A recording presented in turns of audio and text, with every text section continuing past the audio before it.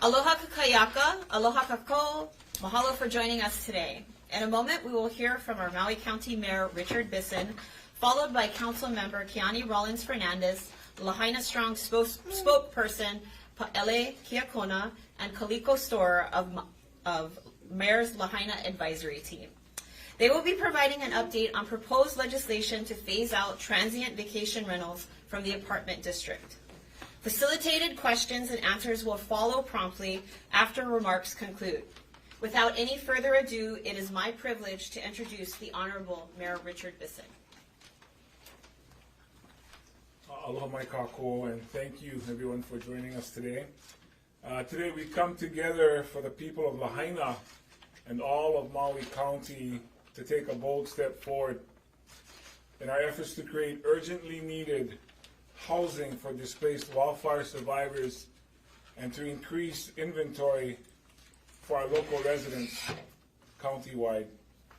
With yesterday's passage of Senate Bill 2919, which clarifies the county's authority to regulate transit accommodations, and Governor Green's pledge to support this legislation into law by signing it tomorrow, we come before you to announce our collective intent to phase out and repeal the transient vacation rentals in the apartment district, also referred to as the Minatoya list. As you may recall, I initially announced my intent to do this at our State of the County address on March 15th.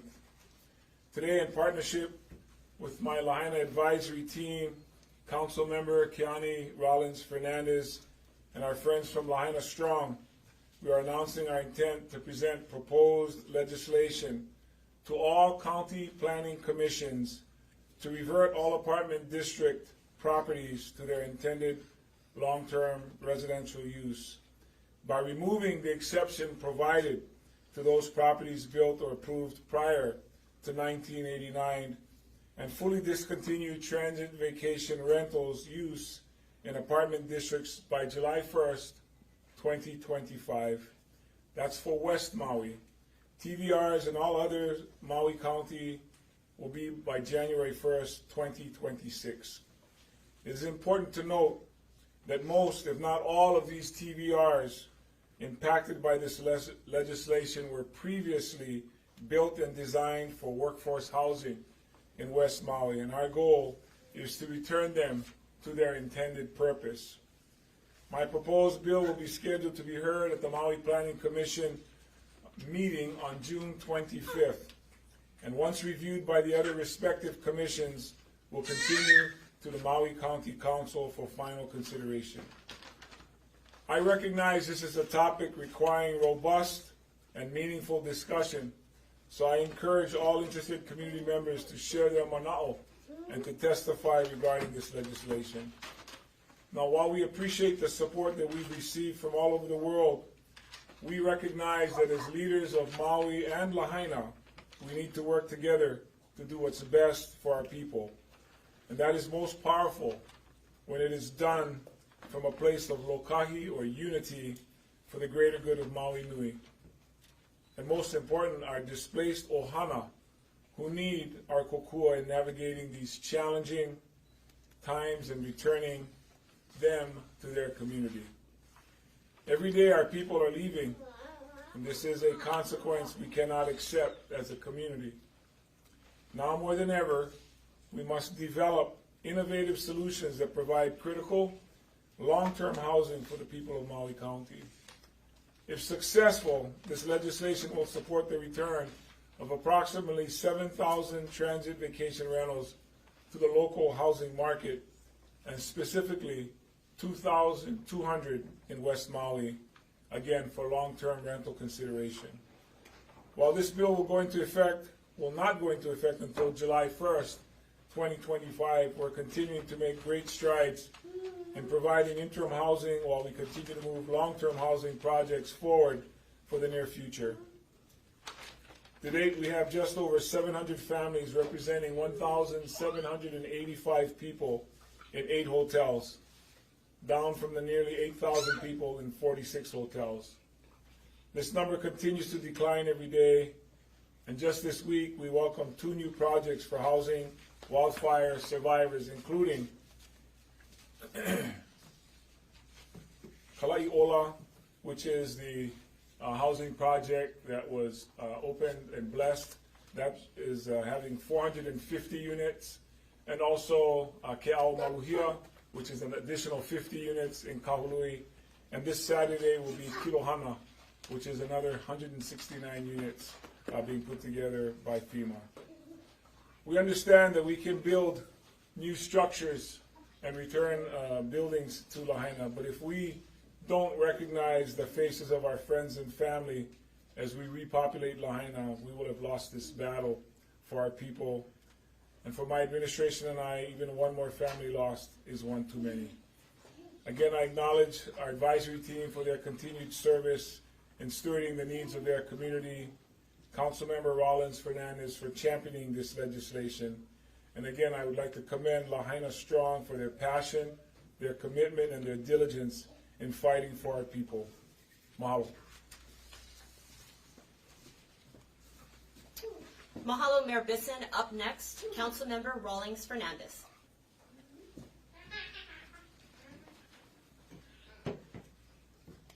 Our families are being uprooted and moving away every day.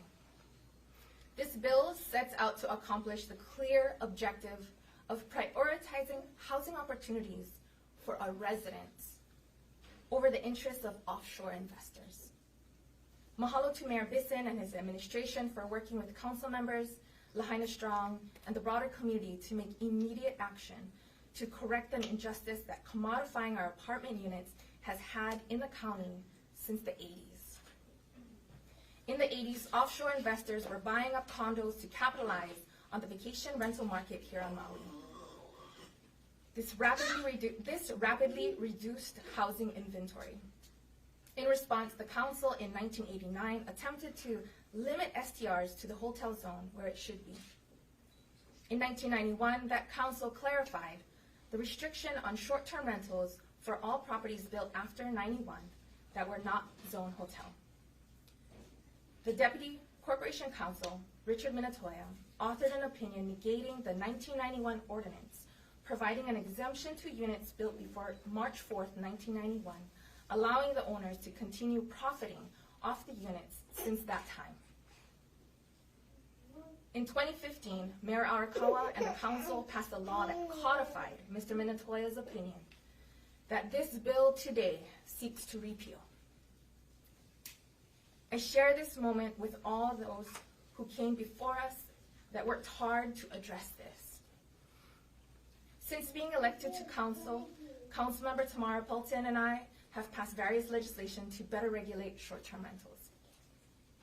Councilmember Pelton authored bills that created a pathway for voluntary TVR phase-out requiring a permit number on online platform advertising, which has been critical in providing enforcement tools upon amortization. I want to mahalo Senator Jarrett Ki'okalole and Representative Luke Evslin for shepherding SB 2019 through legislative session this year, Governor Green for being committed to signing it immediately into law, and Lahaina Strong and the community for combating the onslaught of insensitive testimony that sought to kill SB 2919. We will see this all the way through. Ehue.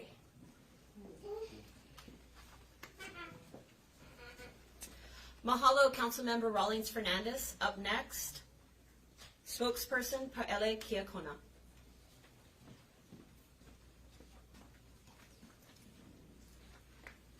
Hello. Lahaina Strong began our Fishing for Housing campaign on Ka'anapali Beach back in November of last year, establishing and occupying in the heart of West Maui's tourism industry to bring awareness to the fire survivors' dire need for long-term dignified housing.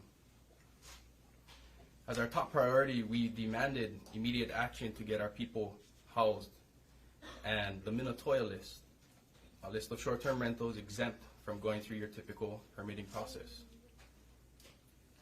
That was our initial focus. But our initial demand was only a temporary fix to the huge underlying problem that contributes to our housing crisis.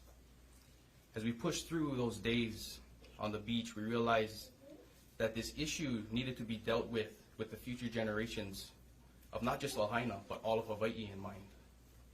As Lahaina Strong, we rallied hundreds, if not thousands, to support the efforts to take action against the entirety of the short-term rental industry. Through our efforts with Lahaina community and people across Hawaii, we've transformed our housing crisis into a critical law.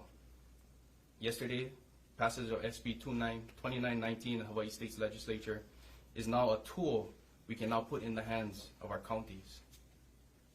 Our counties now have the authority to phase out short-term rentals. And the Bisson administration, Councilmember County Rawlings Fernandez,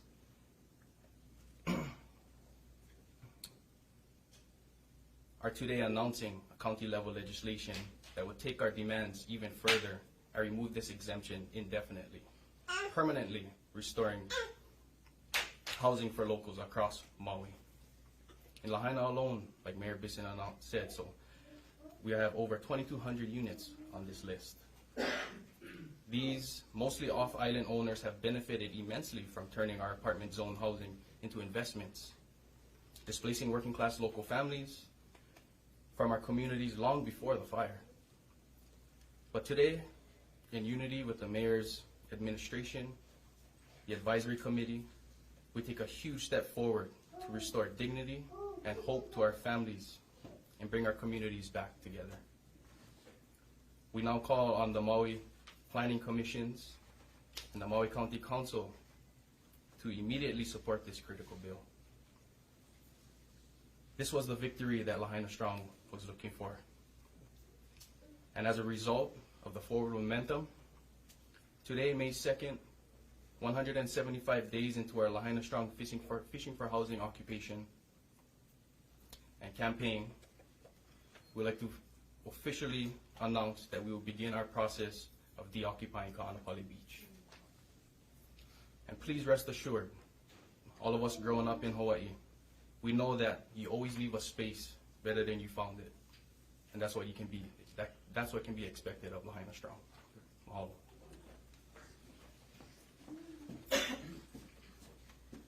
Mahalo, Mr. Kakona. Up next, Kaliko Storer of Mayor's Advisory Team. Aloha mai kako, uwau o Kaliko Lehua Store. Mahalo Lahaina Strong for the diligent advocacy on housing our people and pushing for equitable options for our kaiaulu. There are many varied efforts while separate have been and are still contributing to the collective story that is the recovery of Lahaina. We recognize the valiant legislative efforts of Lahaina Strong, and we simultaneously celebrate the organic community efforts of many who have responded in the ways that they can and know how to. From nonprofit, non-governmental organizations, aid organizations, to government partnerships, county, state, and federal.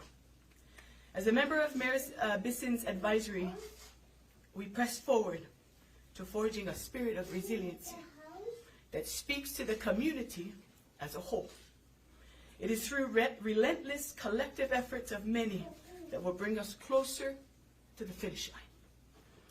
The efforts or achievements of one organization or group can contribute to this effort, as you see with Lahaina Strong. Additionally, we all play a critical role in Lahaina's recovery. Whether you are called to bring a voice to a specific cause or find yourself in endless meetings of resiliency planning, we all play a part in the rebuild. That said, I want to mahalo all of the Lahaina community heroes who fight day in and day out. From the efforts of reforestation and the Aina therapy of Jeremy Delos Reyes, the boots on the ground efforts of Kimo Clark and the good work of Truth X, to the resiliency hub huis of Napili Noho, of Pohaku Park, of Honokoi Park, of Leali'i, of Kilauea Mauka. The dedication and never-ending love for our Lahaina is carried by all of you. even the men that drove in and day out with ICE, as far out as Hana and as far out as Kauai. We see you. Your capacity to give is also a resource that we must malama. And we all stand with you to pick up during this journey, to pick you up during this journey. This is not a race, it is a marathon. Unity from Oluwalu to Napili is needed now and for the foreseeable future. With so many aspects of recovery, infrastructure, health and wellness, community planning, culture, natural resources, housing, economic stability, we, the Mayor's Advisory, encourage more groups and organizations like Lahaina Strong to find your place and continue to build capacity to selflessly love and serve our community. You do not need to be called upon to serve your community, as each and every one of us belong to an essential part of our community. Faith-based groups, we need you. Educational groups, we need you. Family groups, we need you. Neighborhood cohorts, we need you. There are Lahaina heroes within them, and we need you. The work is not done. August 8th, we started in unity. Today, we continue in unity, and we will all cross the finish line in unity. Ola.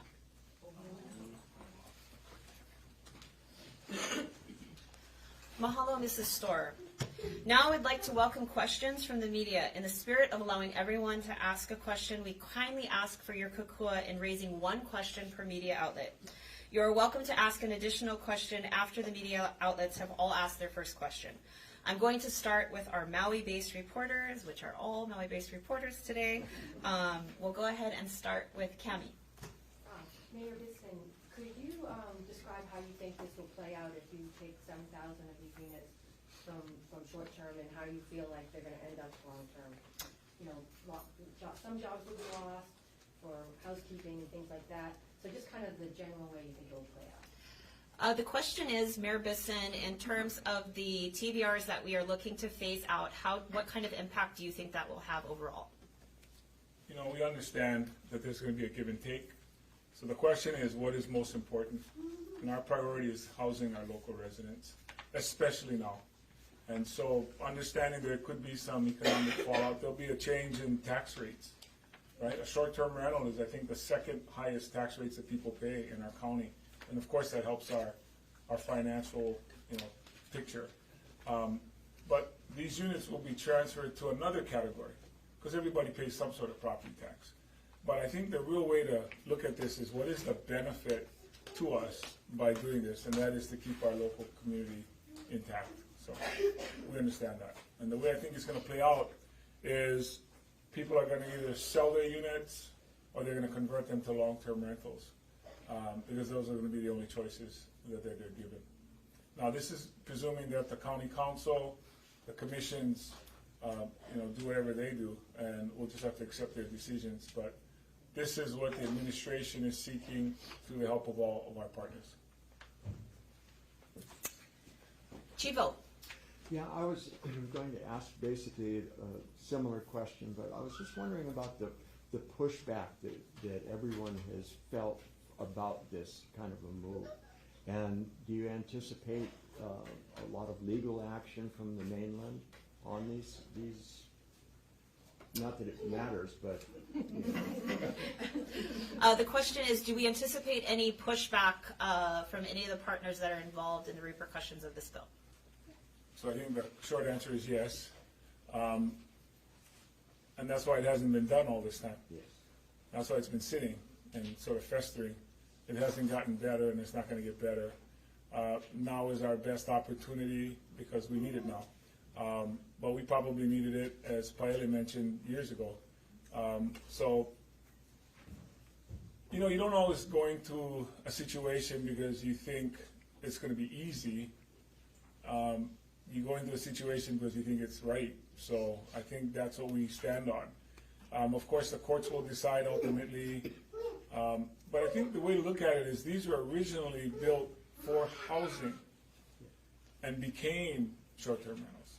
So trying to return them to its original state, especially with our need now, I think is proper, it's appropriate. We wouldn't be doing it if we didn't think so. But it's not because we thought it was going to be easy. People are going to take whatever position they take, and they're welcome to do that, right? So. Okay. I'm going to have Council Member Rawlings Fernandez also do a follow-up to that question. Mahalo Chief for that question. Absolutely, we expect hours of testimony, I'm sure, as we did with SB 2919. And consistently, the argument was about protecting their investment properties, their second, third, fourth, fifth home, when our residents have lost their only home. And so that's what we're weighing today. We're prioritizing our residents. What good are jobs if you don't have anywhere to live? Where are our workers supposed to live? They can't clean these condos, these STRs, the hotels, if they don't have somewhere to rest their head at night. And that's what we're doing. Thank you. Chelsea. July 1st, 2025 is over a year away. Just wondering why that date was picked.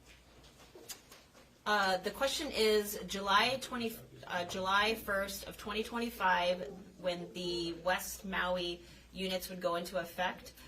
Why is it's a year away? Why so long? What's the time frame? So I'm Kate Bleistone, the planning director. So those dates were picked because it takes a little time to go through the process, right? So we've got to go to the planning commissions. We have to go to the Maui Planning Commission and the other two planning commissions, Lanai and Molokai as well. So that takes a little time, plus it has to also go through council. So those dates were picked as a result of the process that we have to go through. The July 1st date was to show that this is a priority area for us, that West Maui is critical, and getting housing freed up on West Maui is critical. So that longer duration is to allow more time for phase out. So essentially July 1st is the soonest that it can be done. Likely, yes. I mean, the process may go much quicker, but I've been through many processes and I haven't had a quick one yet, so. I think part of it, if I can add to that, Chelsea, is we're asking that the law allow phase out. So we're giving people an opportunity to phase from a short term to a long term. And looking at case law, it ranges anywhere from 6 months to 2 years, to be fair to the owners that are converting. We think the time it's going to take to get through the commission as well as the council, if we're doing it timely, would allow us from, let's say, January 1st to July 1st to be the phase-out period. So there's no law right now, so the clock hasn't started. We think the earliest it can get started is January 1st, and that's why we're shooting for July 1st. It also lines up with the fiscal year, and there's some other tax consequences that are going to come out of this. And again, that's just for West Maui. The rest of the island that falls within this category, we're giving a 1-year phase-out, again, to accommodate that. Thank you, Ali'i. This one's for Councilmember Rawlings Fernandez.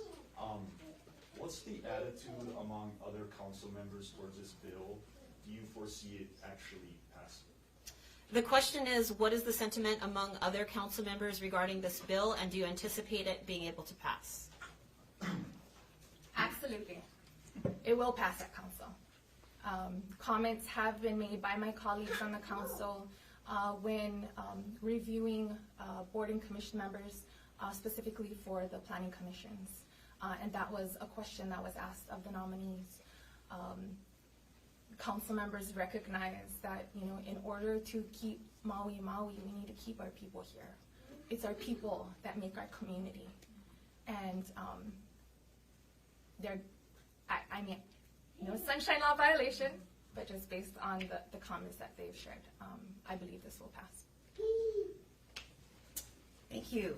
Wendy, did you have a question? Yeah. Why did it take 9 months to get to this point? And also, how much of an impact in lost property revenue will be experienced by the county, and how does the county expect to recover that? Okay, so three-part. Why did it take 9 months to get to this point with the bill? What would the repercussions be of the tax break? And I'm sorry, what was the last part? And how does the county expect to recover from the lost tax revenue? And how does the county expect to recover from the lost tax rates?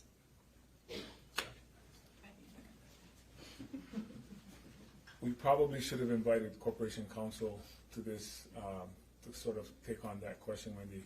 But what I will say is, I would look at it as, well, how did you get it just one day after the law passed by the legislature yesterday? We were waiting for that to happen as well, which allows the county a stronger argument to make, now that we can control that. And as soon as the governor signs the bill tomorrow, and it'll take effect as law. So actually, we're very, very timely on this, just one day after the law passed. We were projecting, as you already have been alluding to, the, oh great, Josiah may be able to help this one there. We anticipated a legal battle already, and we just added one stronger point to our case by having the legislature say that the county can regulate our short-term rentals. We also know, based on previous case law, cases that were challenged, that this puts us in a better legal position as well. But Josiah? Josiah Nishita, our managing director. Thank you, and we can get you guys the accurate numbers following this press conference. But I believe offhand, the estimate was around $30 million or so, real property tax impact for conversions. And then just so that you folks understand as well, we're already estimating probably about a $15 to maybe $20 million on the high side real property tax impact from the long-term rental exemptions that's being provided right now. So obviously, as housing is provided, those long-term rental exemptions for the placement of wildfire survivors wouldn't be needed. So there would be some type of offset there as well. Thank you.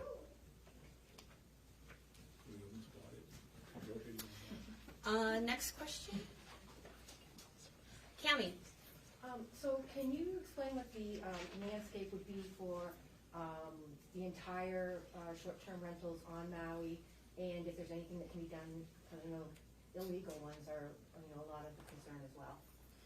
I believe the question is, can you speak to the landscape of the current STRs that exist and the illegal ones, and if there's more enforcement planned? and how we are dealing with the enforcement of the illegal ones currently? Kate? So I don't think that with this passage of this bill, when we get it through, will change how we enforce on TVRs. We will continue to. We are a complaint-based system primarily, but when it comes to illegal vacation rentals, we have a firm that we've employed to search for listings, and then we flag those listings. We check to make sure that they are in fact illegal, and then we go through the enforcement process. So that's not likely to change. That said, I mean, this could result in a lot more activity, and so we may have to adjust. I just don't know exactly how we'll adjust yet. We have to see how our systems work and how we're able to, whether or not we need to adjust them. So what does that leave for the ones that will remain legal, and if you have an estimate of how many you think are illegal? There is no estimate for how many we think are illegal, so that people keep asking that question, but they're out there and they're sneaky, and we're trying to do our best. So that's one thing. For the question, the other question was about after you take these 7,000 off the market. Yeah. How many will that leave? I don't have that number at hand, but I can follow up. Yep. And then I'll just quickly add, Cami, to your question that about 2 to 3 years ago, the planning department, Airbnb offered to partner with the planning department to help with enforcement, to ensure that the permit numbers, the properties that were being advertised were allowed to be on the platform. And so I think perhaps, and in that partnership, I believe it was reported about 3,000 ads were flagged during that time. So a continued partnership with the online platforms which advertises the TVRs will also help to enforce upon unpermitted illegal short-term rentals. Thank you.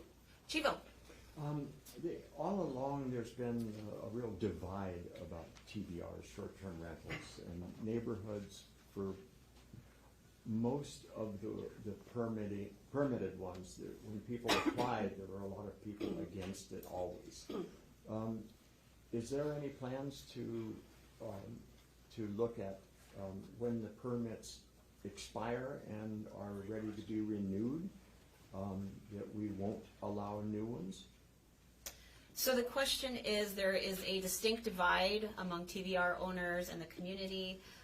When these permits expire, is there any inclination to do anything with the expiration date of the permitting versus the actual bill? Yeah, and will new permits still be considered, or will we just phase them out completely? And will new permits be considered, or will we just phase those out as well? Good luck. Your thoughts and prayers are really helpful right now.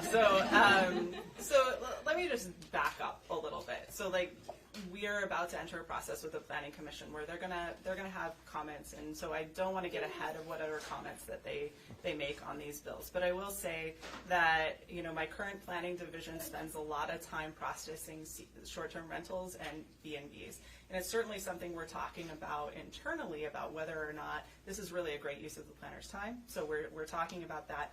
But that said, you know, especially given that we're about to hit a bunch of permits to rebuild, and where are we going to focus our energy? And as the mayor said very clearly, I mean, our focus is on the people that live here, our residents, our Maui residents. And so I don't have a solid answer for you right now, but what I will say is that this is part of our ongoing conversations about how we handle short-term rentals across Maui County.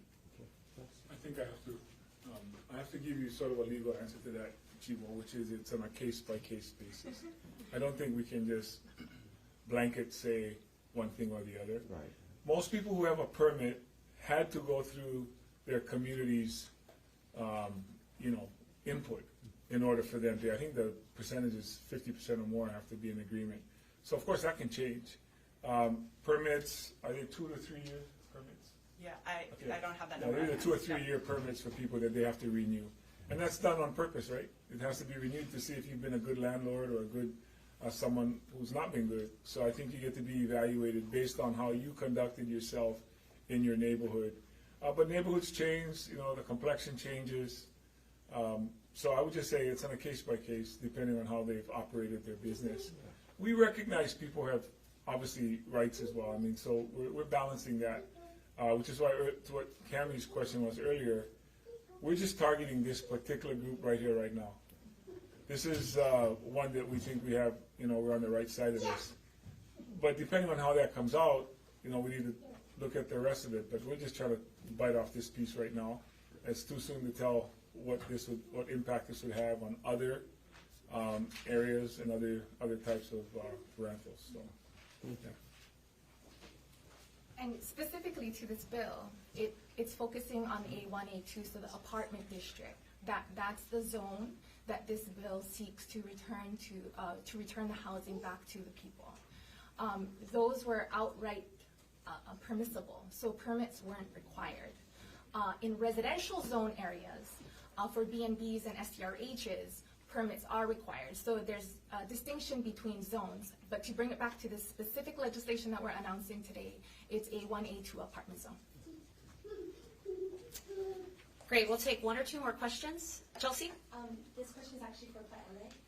In anticipation of the county being sued, the hours of testimony from the short-term rental owners against this, I guess, what is the message? You guys have been out there 175 days. What do you want to tell those short-term rental owners right now? In anticipation that the county could be sued and everything that has gotten us to this point, do you have anything extra to add regarding the situation and how we see the future with this bill?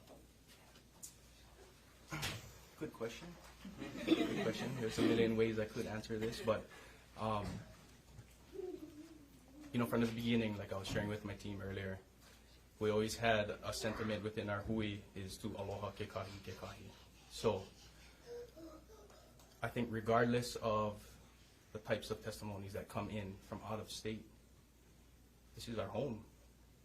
And I know all these people behind me and everybody across Hawaii are willing to combat anything that comes our way because we've been taken advantage of for way too long now. And let's not forget, there are beautiful places across the entire planet. But what makes Hawaii very different and special from the rest, and why people come here and want to stay here and feel like they're at home when they come here, is because of our people.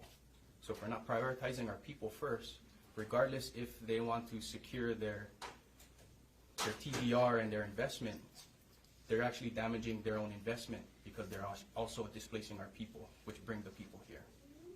So we're willing to back, any efforts in this situation, and we will rally people in favor of it because, again, this is our home, and we're willing to fight for it.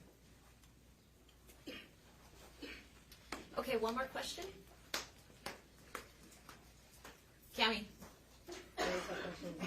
Again, to play devil's advocate here, who might be able to answer this and how this might disrupt the whole real estate market in terms of if you have to have a fire sale of, all these homes and how that would play out with property taxes as values go down? The question is, can you comment on the impact of how this bill will affect the real estate market throughout Maui County? I probably wouldn't have described it as the way you said, the kind of sale this is, but yeah, that's part of the impact it's going to be. There'll be some people, I don't know that people, I mean, I don't think there's anything wrong with our real estate market right now. It's the highest that it's ever been, so I don't see people. I think what it's going to affect is the timing. Do you want to be the first to sell or do you want to be the last to sell? I think that's going to be the issue more than anything else. If people want to sell it to a local family or somebody else, I think that's a great outcome. I think that's a great outcome. If they want to rent them long-term to people, I think that's also something we're hoping for. Yeah, there are impacts if we don't do this, and there are impacts if we do this. And we're willing to accept the results of the impacts of doing this. So, yeah. Mahalo nui. This now concludes our press conference. Thank you.